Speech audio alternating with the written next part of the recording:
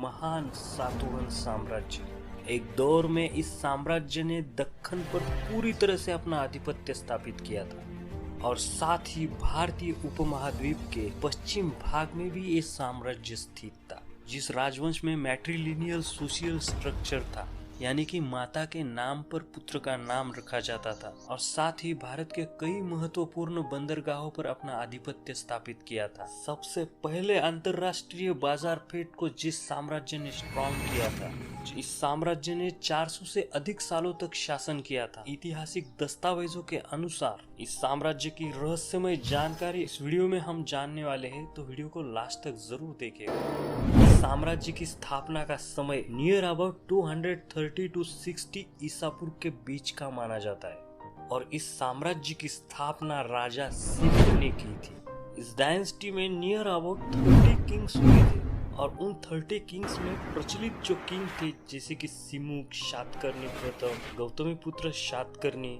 वासिष्ठी पुत्र पुलुमावी, यज्ञश्री शातकर्णी, ये प्रमुख राजा थे इस पूरे राजवंश के। इन राजाओं ने इस सातवाहन राजवंश का नाम और गौरव बढ़ाया था। साम्राज्य को सातवाहन नाम इस साम्राज्य के प्रथम राजा सातवाहन से मिला था।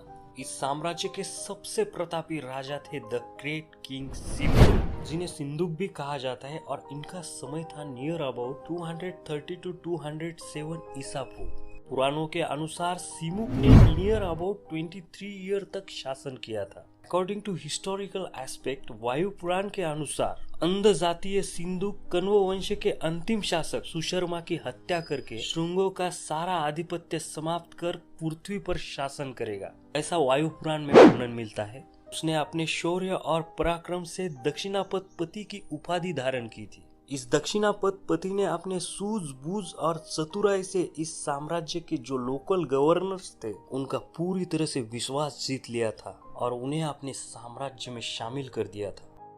इस राजा ने अपने शौर्य, पराक्रम और चतुराई से इंडियन पेनिनसुला के बेहद ही बड़े हिस्से पर अपना आधिपत्य स्थापित किया था। सातवाहन राजवंश एक हिंदू साम्राज्य था, क्योंकि इस राजवंश के राजा ब्राह्मण थे। और इस राजवंश के कुछ दस्तावेजों की अगर हमें स्टडी करनी है, तो मैं आपको पहले ही बता दूं कि इस राजवंश के हिस्टोरिकल एस्पेक्ट आज भी मौजूद है। महाराष्ट्र राज्य में जुन्नर शहर के नजदीक नाने घाट की गुफाएं है, और ये नाने घाट की गुफाएं इस वजह से तैयार की गई थी ताकि पर राष्ट्र से जो भी व्यापारी हमारे भारत आते थे, उनसे उस जगह पे टैक्स वसूल किया जाता था।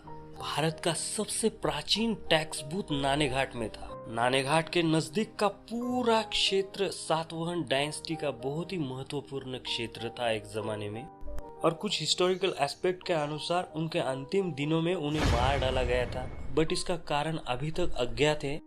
सिमुक का पुत्र था शातकर्णी और उसके भाई का नाम था काना, और जब सिमुक मर गया था उस समय उसका पुत्र बहुत छोटा था, तो इस वजह से सिमुक के भाई काना राजगद्दी पर बैठे, और उनके समय में भी उन्होंने अपने राज्य की जो बाउंड्रीज है, जो सीमाएं है, उन्होंने सुरक्षित किया। पूर्व आंध्र प्रदेश से लेकर नासिक के नाने घाट तक ये साम्राज्य फैला हुआ था।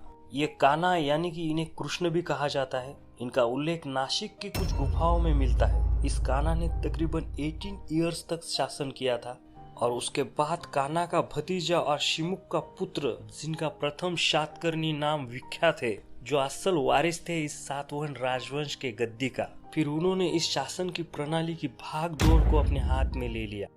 राजा शातकर्णी का शासनकाल था 106 to 130 ईसा पूर्व। कुछ डॉक्यूमेंट्री के अनुसार एक बार कलिंग के राजा खारवे ने अपने सेना को सातवाहन साम्राज्य में भेज दिया, और सातवाहन राजवंश के जो लोकल गवर्नर्स थे उन्हें उन्होंने बंदी कर दी। जैसे ही ये खबर गौतमीपुत्र शातकर्णी को मिली, उनके दरबार में शातकर्णी बिल्कुल शांत रहे, और राजा शातकर्णी एक बेहद ही चतुर और पराक्रमी राजा था। उन्होंने अपनी बहादुरी का परिचय कलिंग की शक्तिशाली सेना को अपने राज्य से बाहर खदेड़ के दिया, और अपने राज्य के सभी लोकल गवर्नर्स जो बंदी बन गए थे, उन्हें छुड़वा कर अपने राज्य में पुनः लाए। प्रजा के लिए राजा का ये प्रेम, लगाव देखकर सारे राज्य की जो जनता थी, उन्होंने राजा का सम्मान पूर्वक स्वागत किया था, और इसी वजह से उन सारी जनता का उन्होंने विश्वास भी जीत लिया। ऐतिहासिक दस्तावेजों के अनुसार ऐसा प्रतीत होता है कि ये शातकर्णी जो राजा था, इन्होंने धर्म रक्षा के लिए कई यज्ञ किए थे, और इस राज्य के सारे छोटे बड़े कार्यों में उनकी पत्नी जो है, जिनका नाम नागनिका था, वो हमेशा उनके साथ रहती थी। और उनकी पत्नी भी बेहद ही चतुर थी।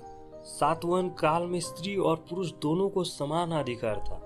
तभी तो हमें उस समय के कॉइन्स पर राजा और रानी इन दोनों का उल्लेख मिलता है। राजा शातकर्णी के मृत्यु के पश्चात उनकी रानी नागनिका ने नियर अबाउट 15 ईयर तक बड़ी ही कुशलता से इस सातवाहन साम्राज्य की दौर को संभाला था। हिस्टोरिकल एस्पेक्ट के अनुसार उस वक्त की अर्थव्यवस्था में महिलाएं जो है वो प्रबल थी। और हमें यह भी प्रतीत होता है कि मैट्रिलियल सोशल स्ट्रक्चर जो है उस समय का, यानी उस समय मातृवंशीय सामाजिक संरचना थी, यानी राजा का नाम उनके माता के नाम पर रखने की प्रथा थी। शातकर्णी के पश्चात कई राजा आए, पर पहले जितना मजबूत सातवाहन राजवंश को वो नहीं बना पाए। और कई समय के बाद सेंट्रल एशिया से आए शकों ने पश्चिम के एक बड़े क्षेत्र पर उन्होंने अपना आधिपत्य स्थापित किया था। और इस दौरान शकों ने सातवाहन को पूरी तरह से हरा दिया था और शकों ने नासिक से लेकर पुणे तक अपना आधिपत्य स्थापित किया था। इस दौरान गौतमी पुत्र शातकर्णी का शासन आया था, जो नियर अबाउट 106 to 130 ईसा पूर्व का उनका समय माना जाता है। पहले हारे हुए सातवाहन साम्राज्य के सैनिकों में आत्मविश्वास को जगाने वाले ये गौतमी पुत्र शातकर्णी थे और विदर्भ क्षेत्र पर आक्रमण करके जीत हासिल की थी। फिर उन्होंने नेपाल को हराकर नासिक क्षेत्र पर भी अपना आधिपत्य स्थापित किया और अपने सातवाहन राजवंश के विस्तार को बढ़ा दिया। और कुछ ऐतिहासिक दस्तावेजों के अनुसार ये प्रतीत होता है कि नेपाल ने गौतमी पुत्र शातकर्णी को सबक सिखाने के लिए उनकी पत्नी राजलक्ष्मी का अपहरण किया था। और गौतमी पुत्र शातकर्णी अपने पत्नी से बेहद ज्यादा प्रेम करते थे और इस कृत्य से वो अत्यंत क्रोधित हो गए थे और उनका गुस्सा इस हद तक पहुंच गया था कि उन्होंने नेपाल के सारे परिवार को मौत के घाट उतार दिया था। और इस तरह से उन्होंने शक वंश को दक्षिण भारत से उखाड़ फेंक दिया। और हिस्टोरिकल एस्पेक्ट के अनुसार इस बात का जो वर्णन है, गौतमी पुत्र शातकर्णी की माता गौतमी यानी कि गौतमी बलक्षी, जिन्होंने नासिक की गुफाएं बनवाई थी। और इन सभी हिस्टोरिकल बातों का जिक्र जो है वो नासिक की गुफाओं में मिलता है। गौतमी पुत्र एक बहुत ही चतुर राजा थे। वो यही तक सीमित नहीं रहे थे, अब उनकी नजर महाद्वीपों पर पड़ गई थी। सातवाहन राज्य के पास भी एक नेवी सेना थी। उन्होंने महत्वपूर्ण महाद्वीपों पर अपना आधिपत्य स्थापित किया, जैसे कच्छ, कल्याण, सोपारा, ऐसे नजदीक के पूरे महाद्वीपों पर अपना आधिपत्य उन्होंने स्थापित किया। द्वीप सभी अंतरराष्ट्रीय व्यापार के केंद्र थे उस समय में। अब आया समय सातवाहन राज्य के अंतिम राजा यशस्वी का, जिनका समय नियर अबाउट 170 to 200 ईसा पूर्व ये माना जाता है, जिन्होंने सातवाहन साम्राज्य को एक समृद्ध साम्राज्य बनवाया, जैसे कि सिल्क, ऐसी कई अनगिनत चीजों का एक्सपोर्ट किया था उन्होंने। भारत के मसाले, सिल्क्स, ये जो चीजें हैं वो रोमन्स को बेहद ज्यादा पसंद थी और इन सभी चीजों के बदले रोमन्स हमें कई सारा सोना और चांदी दिया करते थे। इसके चलते कई सारा सोना और चांदी भारत में आया था।